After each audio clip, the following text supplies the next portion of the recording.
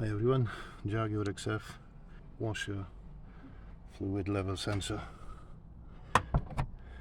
You don't have to strip the whole thing. This is the sensor, the faulty one. You just turn the wheels. There's two of those rivets. You just unscrew them and pull them out. Then you pull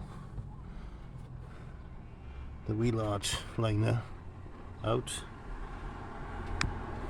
The actual sensor sits in the back there. There's a plug for it.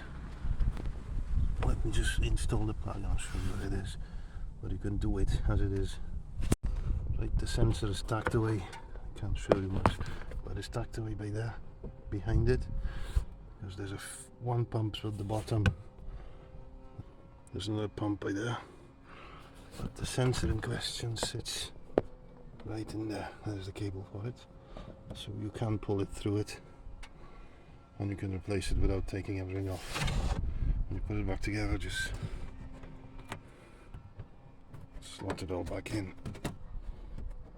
And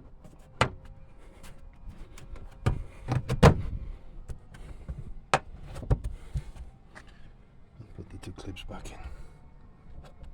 And job done. I thought I'm going to have to remove the lot, but no, it's easier than that, luckily. So,